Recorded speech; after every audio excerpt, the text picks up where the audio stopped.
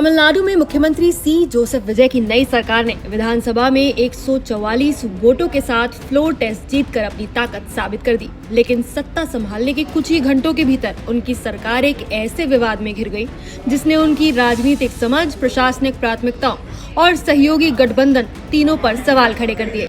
विवाद की जड़ बनी विजय के करीबी सहयोगी और कथित ज्योतिषी राधान पंडित वेट्रीवल की मुख्यमंत्री के ऑफिसर ऑन स्पेशल ड्यूटी यानी ओएसडी पद पर नियुक्ति और फिर भारी विरोध के बाद उन्हें पद से हटाया जाना।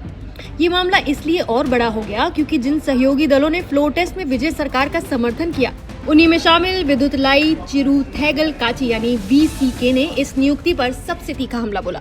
यानी जिस वीसीके ने विजय को सत्ता तक पहुंचाने में साथ दिया, उसी ने सरकार बनने के तुरंत बाद उसके एक फैसले को द्रविड़ और वैज्ञानिक सोच के खिलाफ बता दिया। वीसीके विधायक वन्नी अरासू ने न केवल इस नियुक्ति का विरोध किया बल्कि तमिलनाडु में अंधविश्वास और पाखंड के खिलाफ सख्त एंटी सुपरस्टिशन कानून लाने की मांग तक कर दी। इससे ये मामला सिर्फ एक नियुक्ति पर विवाद नहीं रहा बल्कि द्रविड़ राजनीति बनाम आस्था, वैज्ञानिक सोच बनाम व्यक्तिगत विश्वास और सरकार की वैचारिक दिशा का मुद्दा बन गया। ये पूरा विवाद तब शुरू हुआ जब 12 मई को तमिलनाडु सरकार की ओर से आदेश जारी हुआ कि राधान पंडित वेट्रीवल को मुख्यमंत्री का ओएसडी नियुक्त किया गया है। वेट्रीवल वही शख्स बताए जाते हैं जिन्होंने चुनाव से पहले विजय और उनकी पार्टी टीवीके की सुनामी जीत की भविष्यवाणी की थी। वो पार्टी के मीडिया चेहरे, प्रवक्ता और चुनावी अभियान के दौरान करीबी रणनीतिक सहयोगी भी रहे। विजय की जीत के बाद ये संदेश गया कि मुख्यमंत्री ने अपने बेहद भरोसेमंद व्यक्ति को सत्ता के केंद्र में जगह दी है। लेकिन यहीं से सवाल उठने लगे कि क्या किसी ज्योतिषी या फिर निजी सलाहकार को सरकारी पद देना सही है? क्या ये नियुक्ति प्रशासनिक योग्यता के आधार पर हुई या फिर व्यक्तिगत नजदीकी के कारण? और सबसे बड़ा सवाल, क्या ये तमिलनाडु की उस द्रविड़ परंपरा के खिलाफ नहीं है जो दशकों से तर्कवाद, सामाजिक न्याय और वैज्ञानिक दृष्टिकोण को अपनी पहचान बताती रही है? कांग्रेस सांसद शशिकांत सेंथिल ने सबसे पहले सार्वजनिक रूप से सवाल उठाया। उन्होंने पूछा कि एक ज्योतिषी को ओएसडी पद की जरूरत क्यों है? इसके बाद वीसीके नेता डी रवि कुमार ने इसे धर्मनिरपेक्ष सरकार के लिए अस्वीकार्य बताया और कहा कि सरकार का कर्तव्य वैज्ञानिक सोच को बढ़ावा देना है, न कि अंधविश्वास को संस्थागत रूप देना। सीपीएम ने भी इसे जनता में ज्योतिष पर भरोसा बढ़ाने वाला गलत संदेश बताया और डीएमडीके की प्रेमलता विजयकांत ने विधानसभा में इसे जनता के नाम पर निंदनीय बताया। वीसीके का विरोध इसलिए सबसे ज्यादा राजनीतिक रूप से महत्वपूर्ण माना गया क्योंकि फ्लोर टेस्ट के दौरान यही पार्टी विजय सरकार के साथ खड़ी थी। यानी समर्थन देने वाली सहयोगी पार्टी ने साफ संकेत दिया कि सत्ता समर्थन का मतलब हर फैसले पर आंख मूंद कर सहमति नहीं है। वीसीके विधायक द्वारा एंटी सुपरस्टिशन कानून की मांग ने विजय सरकार के सामने वैचारिक चुनौती भी खड़ी कर दी। क्या उनकी सरकार द्रविड़ मॉडल की वैज्ञानिक राजनीति अपनाएगी या फिर व्यक्तित्व आधारित फैसलों के आरोप झेलेगी? इसी बीच ये मामला अदालत भी पहुंचा। वकील आर राठी ने मद्रास हाईकोर्ट में रिट ऑफ को वारंटो याचिका दाखिल कर सवाल पूछा कि वेट्रीवल किस कानूनी अधिकार से इस सार्वजनिक पद पर बैठे हैं। यहाँ समझना जरूरी है कि ओएसडी यानी ऑफिसर ऑन स्पेशल ड्यूटी कोई निजी सहायक का पद नहीं होता। अगर ये पद सरकारी आदेश, सरकारी संसाधन, वेतन और सार्वजनिक धन से जुड़ा है तो इसके लिए प्रशासनिक मंजूरी, सेवा नियम, पद की वैध संरचना, पात्रता मानक और नियुक्ति प्रक्रिया का पालन करना बहुत जरूरी हो जाता है।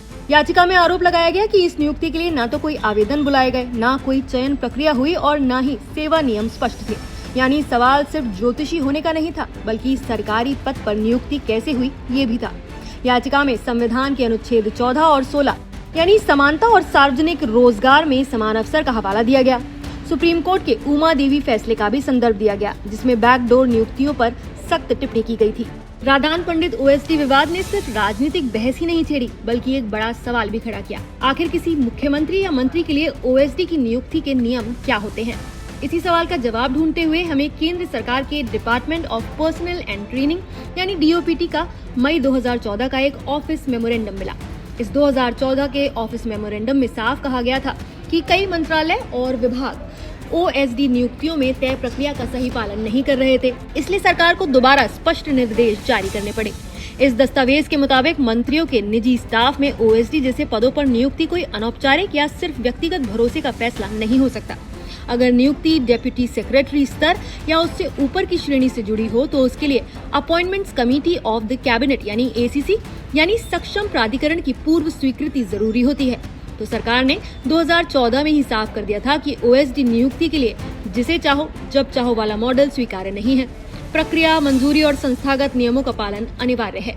मेमोरेंडम में सभी मंत्रालयों और विभागों को निर्देश दिया गया कि ओएसडी सहित सभी नियुक्तियों में तय प्रक्रिया का सख्ती से पालन किया जाए। यानी ओएसडी पद सिर्फ राजनीतिक निकटता या फिर निजी पसंद का विषय नहीं, बल्कि प्रशासनिक और कानूनी प्रक्रिया से जुड़ा पद माना जाता है।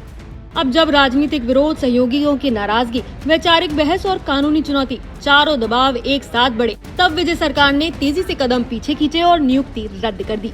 सरकार की ओर से आधिकारिक वापसी ने संकेत दिया कि ये विवाद शुरुआती दौर में ही नियंत्रित करना जरूरी था। टीवीके ने बचाव में कहा कि वे केवल सिर्फ ज्योतिषी नहीं बल्कि पार्टी के मीडिया हैंडलर और प्रवक्ता भी रहे हैं। लेकिन तब तक नैरेटिव बदल चुका था। सवाल अब व्यक्ति नहीं बल्कि प्रतीक का हो गया था। क्या नई विजय सरकार भी पुराने राजनीतिक ढर्रे की तरह निजी भरोसे और प्रतीकात्मक फैसलों में उलझेगी या संस्थागत और संवैधानिक प्रक्रियाओं पर चलेगी? राजनीतिक रूप से ये विजय के लिए बड़ा सबक माना जा रहा है। उनकी छवि एक बड़े जनादेश वाले लोकप्रिय नेता की है, लेकिन सरकार चलाना चुनाव जीतने से अलग है। फिल्मी लोकप्रियता जनता को आकर्षित कर सकती है, पर शासन में हर फैसला विपक्ष, सहयोगियों, अदालत और जनता चारों की कसौटी पर जांचा जाता है। तमिलनाडु की राजनीति में ये विवाद इसलिए भी अहम है क्योंकि यहाँ द्रविड़ आंदोलन की विरासत लंबे समय से तर्कवाद और अंधविश्वास विरोध से जुड़ी रही है। ऐसे में वीसी के जैसे सहयोगी दल का एंटी सुपरस्टिशन कानून की मांग करना सिर्फ एक नियुक्ति पर प्रतिक्रिया नहीं, बल्कि विजय सरकार को वैचारिक दिशा तय करने की सार्वजनिक चेतावनी भी मानी जा रही है। साफ है, फ्लोर टेस्ट में विजय ने बहुमत साबित कर दी, लेकिन सत्ता की असली परीक्षा अब फैसलों की गुणवत्ता, संवैधानिक मजबूती और राजनीतिक संदेश पर होगी। राधान पंडित विवाद विजय सरकार के शुरुआती दौर का पहला बड़ा राजनीतिक और वैचारिक टेस्ट बन गया है। फिलहाल आप इस पूरे मुद्दे पर क्या कहना चाहेंगे, हमें कमेंट करके अपनी राय जरूर बताएं। नमस्कार, मैं हूं मानक गुप्ता। अगर आपको हमारा ये वीडियो पसंद आया हो तो इसे लाइक और शेयर जरूर करें, और हाँ, हमें सब्सक्राइब और फॉलो करना ना भूलें ताकि आप देश और दुनिया की कोई खबर मिस ना करें। तो जुड़े रहिए हमारे साथ और देखते रहिए न्यूज़ 24।